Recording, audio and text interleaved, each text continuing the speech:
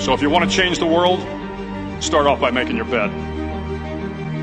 If you make bed every morning, you will have accomplished the first task of the day. It will give you a small sense of pride, and it will encourage you to do another task, and another, and another. And by the end of the day, that one task completed will have turned into many tasks completed.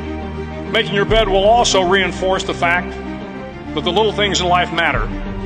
If you can't do the little things right, you'll never be able to do the big things right. And if by chance you have a miserable day, you will come home to a bed that is made, that you made. And a made bed gives you encouragement that tomorrow will be better. To pass SEAL training, there are a series of long swims that must be completed. One is the night swim. Before the swim, the instructors joyfully brief the students on all the species of sharks that inhabit the waters off San Clemente. They assure you, however, that no student has ever been eaten by a shark, at least not that they can remember. But you are also taught that if a shark begins to circle your position, stand your ground. Do not swim away. Do not act afraid. And if the shark, hungry for a midnight snack, darts towards you, then summons up all your strength and punch him in the snout, and he will turn and swim away.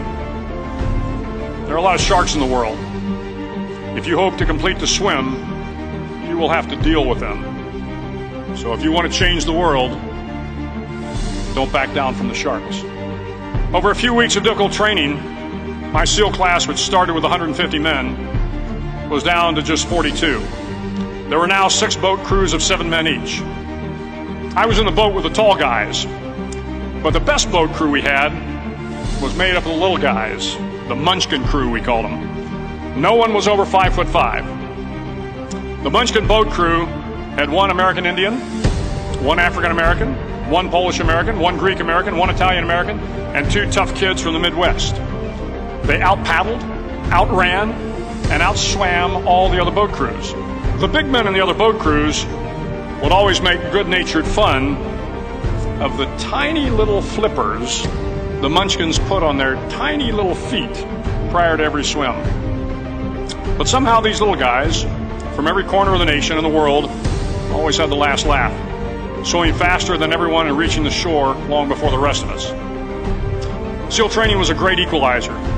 Nothing mattered but your will to succeed, not your color, not your ethnic background, not your education, not your social status.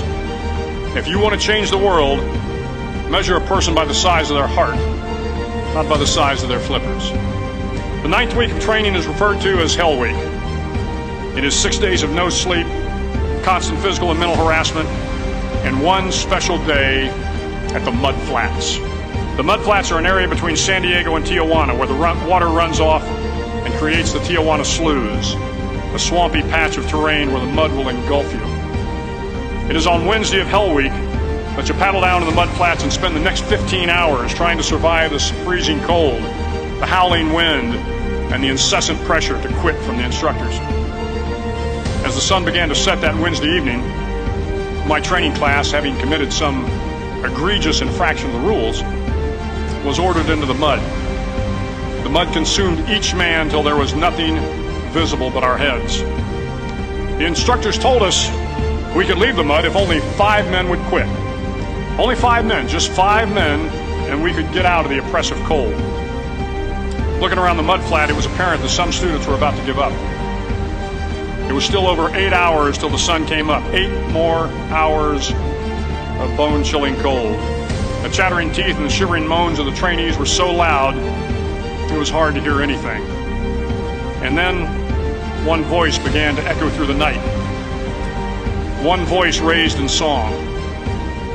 The song was terribly out of tune, but sung with great enthusiasm. One voice became 2, and 2 became 3, and before long, everyone in the class was singing.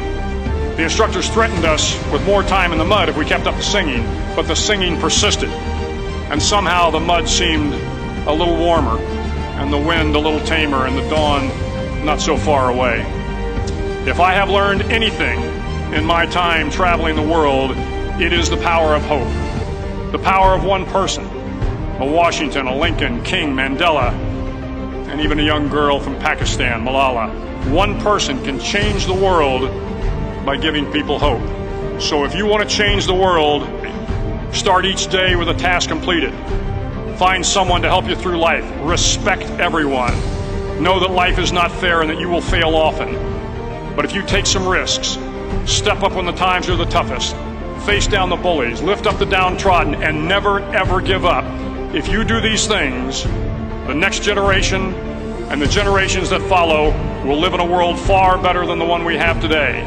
And what started here will indeed have changed the world for the better.